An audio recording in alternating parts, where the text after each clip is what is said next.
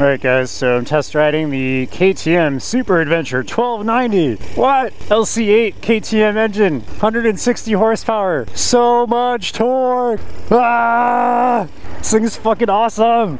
Alright, for you Bay Area folks, this is Guadalupe Canyon. And it's a really good test bed for motorcycles. Third gear power wheelie. So why am I looking at this bike? Well, I was looking at a bunch of F800 GS's and used, and I was like, okay, like I could do this, I could get this for this much. You know, I haven't bought a car before. I haven't built up any credit really beyond my credit cards. So I'm like, shit, maybe I should look at better bikes. And one of my friends rides an 1190 and he raves about it.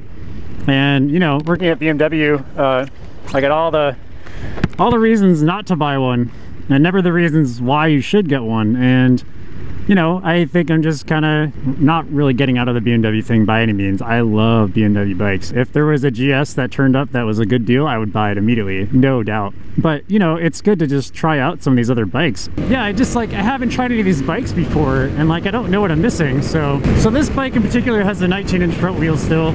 If I wanted to get the more off-road version, that's got a 21-inch front wheel. That's the Adventure R. I thought those didn't have ABS, but it turns out they all have ABS and traction control. So that's kind of BS. I don't know why I thought that before. This has a steering dampener from the factory. I can definitely feel that. I'm not really used to that, but I could definitely get used to it. I mean, guys, this just has so much torque. Holy crap.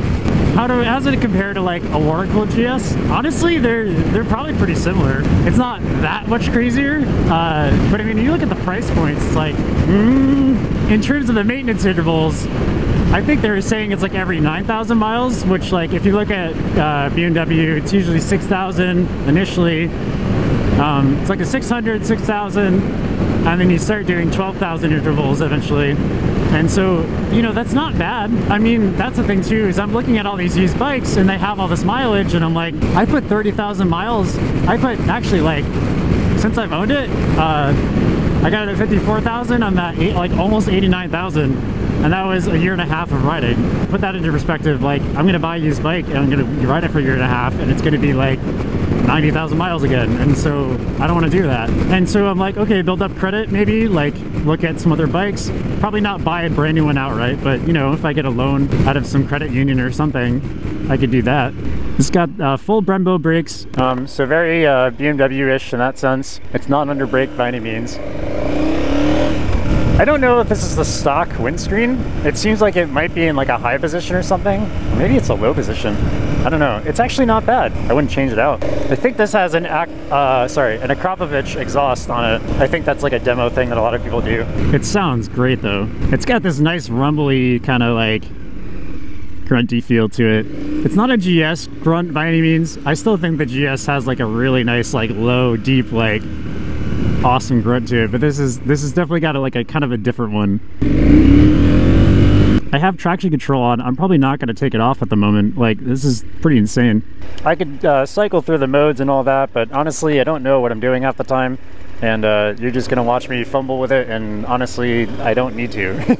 Like, it's totally fine. It's in sport suspension mode right now, so it's probably a little stiffer than usual, but it seems like it's totally fine for me right now. I mean, guys, it's not a cheap bike by any means. I honestly don't think I'm going to be able to find one used for cheap. It's only been out for a little while too. In terms of its width without bags, I'm having no problem splitting lanes. So one of the trade-offs you do with this bike versus the GS is you lose that tail lever front end. Now, if you're on the road a lot, if you're doing like 90% road, I would take that over this pretty much any day. The tail lever doesn't allow it to dive as much, right? So it's sort of more like a car suspension, whereas this is a more traditional inverted fork WP suspension, and they're excellent forks from the factory. It's probably something most people don't change out unless they really just beat the hell out of them. I mean, honestly, like if you're off-road all the time, this is probably a better bike. That's kind of the idea between the two.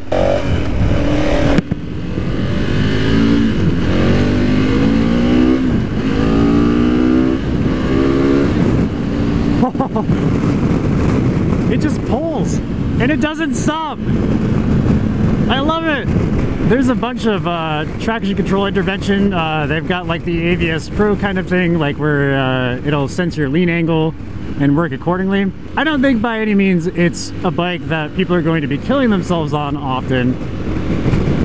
I just think that you have to ride within your ability still, right? And that's true for any bike. And honestly, the power delivery isn't bad at all. It's not, it's relatively linear. It's still a V-twin. If these are the stock foot pegs from the factory, they're pretty wide. I'll have to look into that. But I don't think I'd change them out. They seem like they're excellent. Unless you really want those like super fat, like Fastway pegs or something. Or the Black Dog Cycleworks ones, I wouldn't bother. In terms of your display, you've got a pretty big speedometer. You've got your tachometer, which is still a dial. You've got your fuel meter, your heat sensor. It shows you your fuel range here, your battery voltage, your odometer, current temperature, your current suspension setting. I think you could probably change this out if you wanted to. I can see that the windscreen too, if this is a stock windscreen, it's got a split to it. So you've got a little bit of air coming through here. It's a dual setup, so it looks like it slides up and down. And what that does is that usually reduces buffering. I get that a lot with my old windscreen. I had a big C lately on my 1150, and then I got that MRA windscreen that's adjustable, and I love it. And it certainly helps in terms of buffering. So is it buffering or buffeting? I think it's buffeting. I don't know. I think I'd have to do a really long trip on this to really get a sense of like, is this my bike? You know, compared to the other KTMs I've sat on, this is definitely more inside the cockpit again, more like a GS. The 1190, I feel like I'm sitting more on top of it like a dirt bike, and it's interesting that that's a case between the two. I think they've really upped their game on this bike.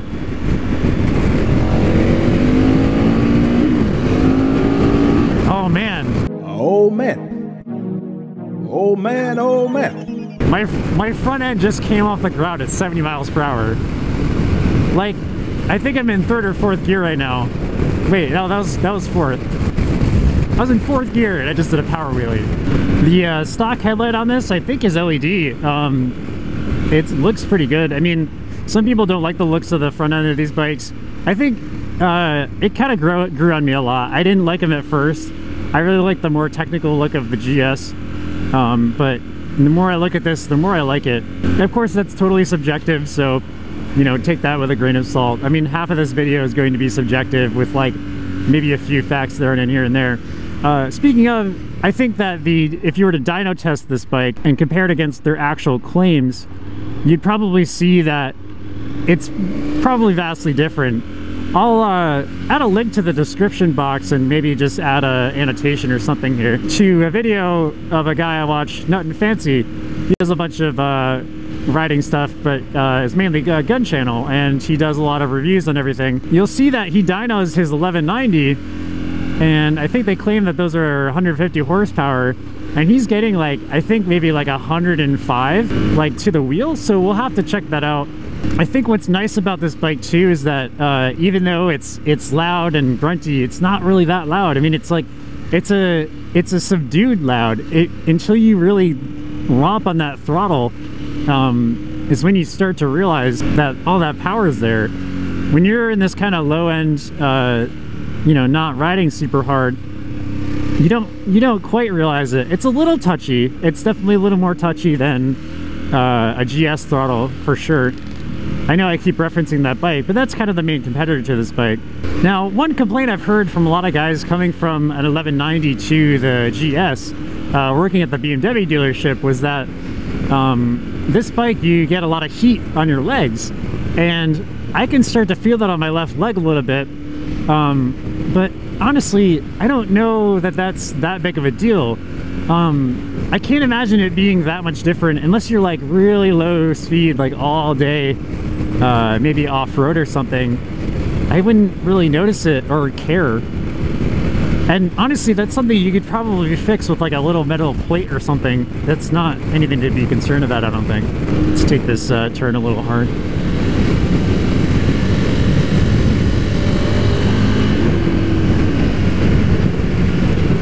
Yeah, it certainly handles nice. I mean, so that's the thing too, is the handlebar is kind of in just like the perfect position because I can stand up.